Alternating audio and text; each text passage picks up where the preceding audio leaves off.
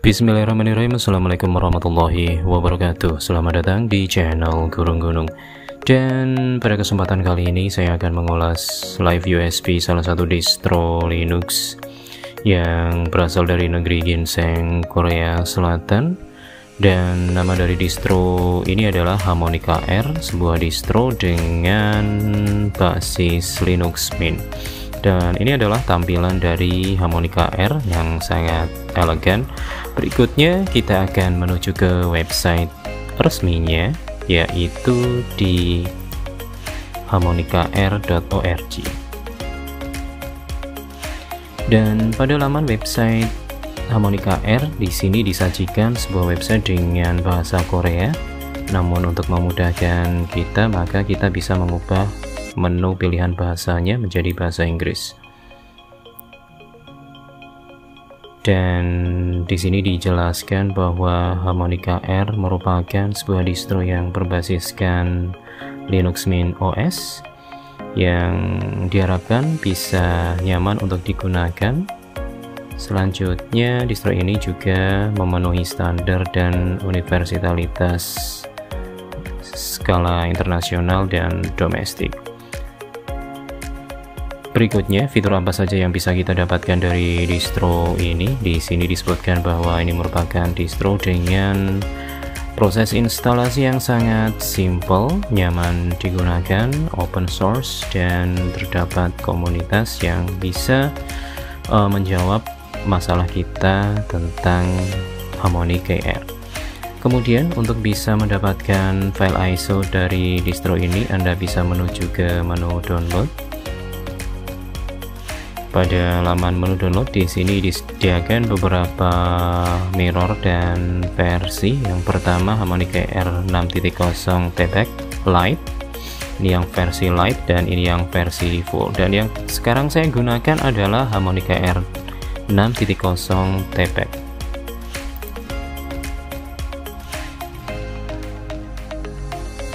Nah, setelah Anda memilih link download dari tab yang tadi, maka di sini Anda harus menyimpan file ISO-nya yang berukuran sekitar 2,9 GB. Dan berikutnya kita akan lanjutkan pembahasan tentang tampilan desktopnya. Di sini bisa kita dapatkan sebuah wallpaper dengan tema dark, bertuliskan nama OS ini yakni Harmonica R.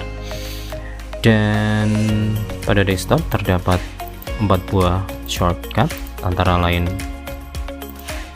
computer, home, ini file ISO-nya, dan file installernya. Selanjutnya di bagian atas terdapat sebuah panel yang cukup menarik dengan application menu di bagian kiri atas. Berikutnya ada Neverwhale. Ini adalah web browser bawaan dari Harmonica R. Tidak seperti web browser distro Linux yang lain, Harmonica R menggunakan web browser bernama Neverwhale. Dan mari kita lihat versi dari Neverwhale yang digunakan adalah versi 3.17. Dan Neverwhale merupakan web browser asal Korea Selatan yang dikembangkan oleh Naver Corporation. Selanjutnya, masih di panel atas terdapat terminal, dan terminal yang digunakan adalah GNOME Terminal dengan versi 3.36.2. Dan pada terminal ini terdapat efek transparansi ya. Selanjutnya kita akan coba mengecek performa dari sistem operasi ini dengan menggunakan perintah neofetch. Dan di sini didapatkan bahwa nama OS ini adalah Harmonica R versi 6.0 dengan kernel 5.15, desktop environment Cinnamon, Kemudian memori yang digunakan saat ini adalah 1,4 GB dari 4 GB memori yang saya miliki. Selanjutnya di sebelah terminal terdapat sebuah file manager. Dan nama file manager ini adalah Nemo dengan versi 5.2.4. Berikutnya di panel atas bagian kanan terdapat kolom pencarian, kemudian Bluetooth. Selanjutnya ada removable drives, pengaturan volume, hari, tanggal, dan jam. Kemudian ada connections. Berikutnya ada notifikasi baterai, live session user, dan yang terakhir adalah untuk menampilkan desktop. Berikutnya masih pada tampilan desktop, di bagian bawah terdapat blank ya, semacam aplikasi docs di sini. Dan pada aplikasi blank ini terdapat music player Lollipop.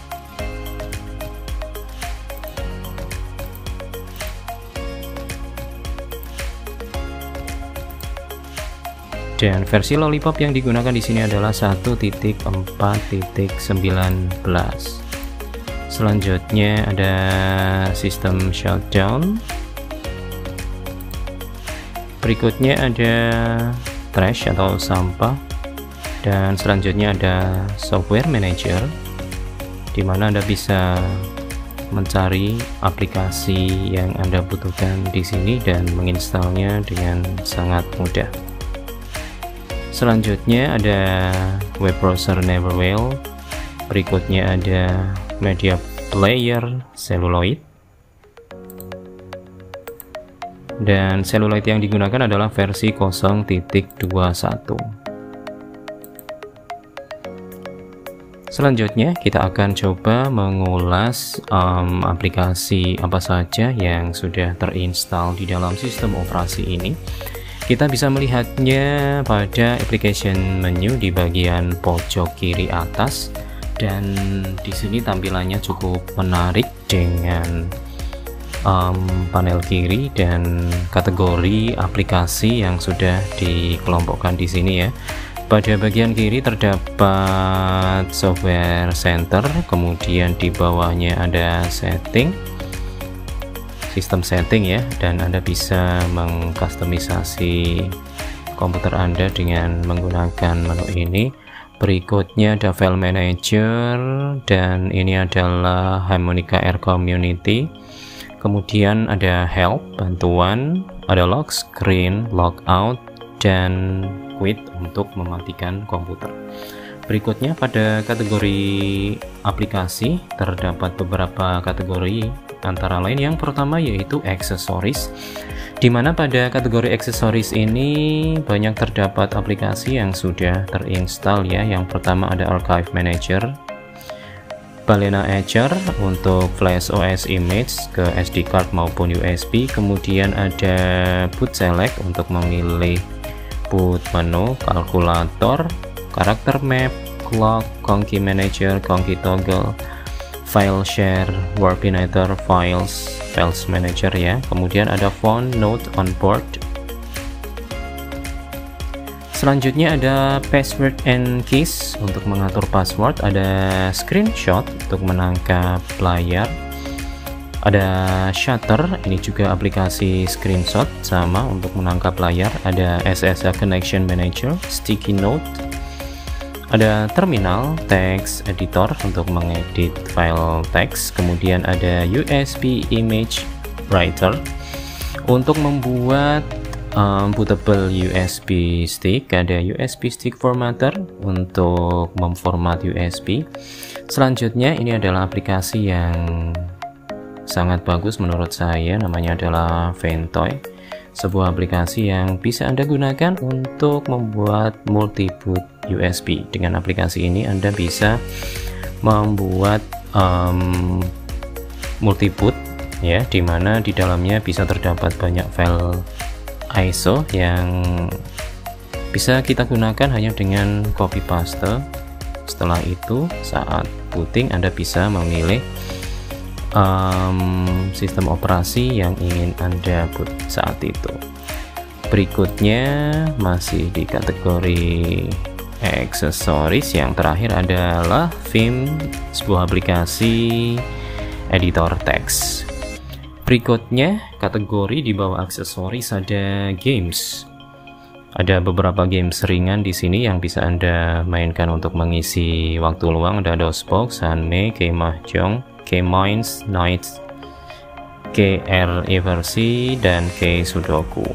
Selanjutnya pada bagian graphics bisa kita dapatkan beberapa aplikasi antara lain document scanner, drawing untuk menggambar, kemudian ada GNU Image Manipulation Program atau GIM ya, sebuah aplikasi yang bisa menjadi alternatif untuk menggantikan Photoshop. Selanjutnya ada Inkscape, sebuah vektor grafik editor ya, ini bisa Anda gunakan untuk alternatif dari CorelDRAW dan Pix untuk menampilkan gambar. Pada kategori internet ada FileZilla untuk download dan upload via FTP, kemudian Harmonica Air Web Disk, Neverwell Web Browser, Remina untuk remote desktopnya, ada Thunderbird Mail untuk mengirim dan menerima email, dan yang terakhir ada Torrent Client. Untuk kategori Office standar seperti distro Linux pada umumnya. Office bawaan yang digunakan adalah LibreOffice.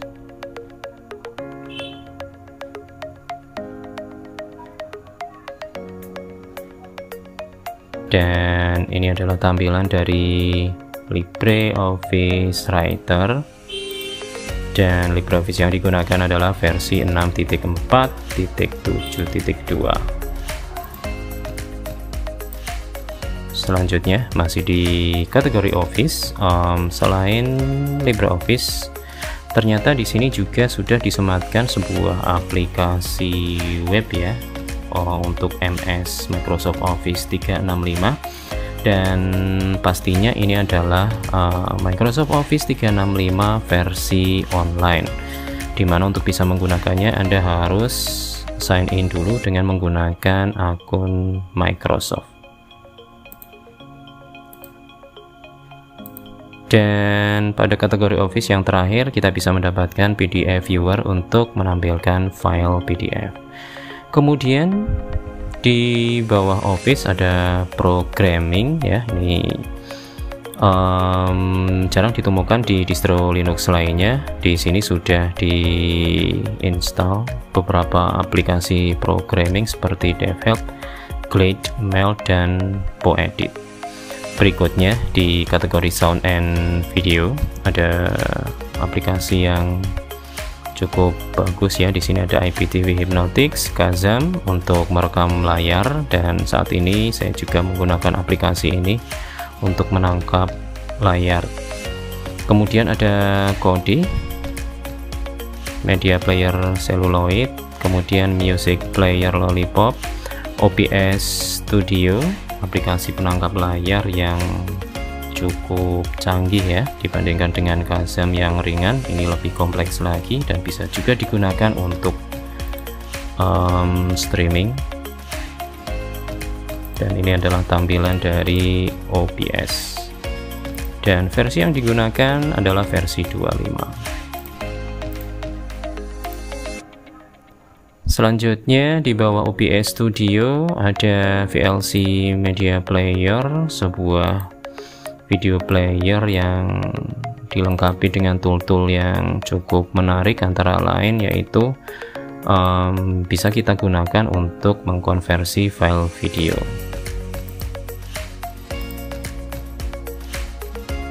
Dan selanjutnya kategori yang lain yaitu kategori Administration, ada Backup Tool, Tool Repair, Disk Usage Analyzer, Disk Driver Manager, Gparted untuk mengatur partisi, ada help edge top untuk menampilkan sistem proses, install Harmonica R untuk menginstal OS ini ya, login window, kemudian logs printer, software manager.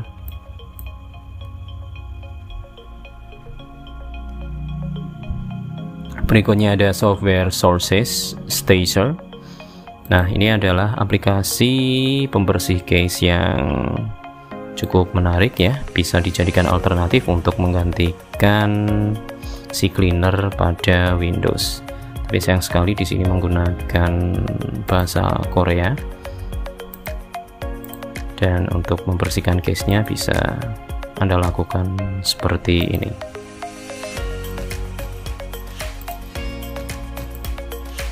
Oke, berikutnya pada kategori administration di bawah Stacer ada Synaptic Package Manager untuk menginstal paket atau aplikasi yang berbasiskan Debian. Kemudian ada System Monitor, System Profiler, and Benchmark, System Report, Time Shift untuk backup dan restore sistem operasi ya. Kemudian ada Ubuntu Mainline Kernel Installer, Update Manager, User and Group, VirtualBox, dan ternyata di sini sudah terinstall VirtualBox ya. Bagi Anda yang suka uji coba sistem operasi, silahkan bisa menggunakan VirtualBox yang ada di sini, dan versinya adalah 6.1. Selanjutnya di bawah VirtualBox yang terakhir ada Welcome Screen. Dan ini adalah kategori yang terakhir, Preference. Di sini terdapat Accessibility, Account Detail, Applied, Background, Bluetooth, Color, Date and Time, Deselect, Desktop, Display untuk mengatur resolusi. Berikutnya ada Effect, Extension, Firewall Configuration, Font Selection, General Graphics, Tablets, Hot Corner, Input Method, Keyboard Languages, Mouse and Touchpad, Network, and IMF Setting, Notification, Online Account. Berikutnya ada Panel Blank Setting untuk mengatur ini ya. Berikutnya ada Power Management, Private Application, Privacy, Screensaver, Sound, Startup Application, System Info, System Setting, Themes, tema untuk mengubah atau mengganti tema sesuai dengan keinginan Anda. Selanjutnya kita kembali lagi ke Preference. Di bawah Themes ada Wheel Speed, Window Tiling, Windows, dan Workspace. Dan itulah ulasan kita tentang sebuah distro Linux yang berasal dari negeri ginseng Korea. Mungkin bisa dijadikan alternatif bagi Anda yang suka gonta-ganti OS ya. Dan saya kira itu saja, kurang lebihnya mohon maaf. Terima kasih. Wassalamualaikum warahmatullahi wabarakatuh.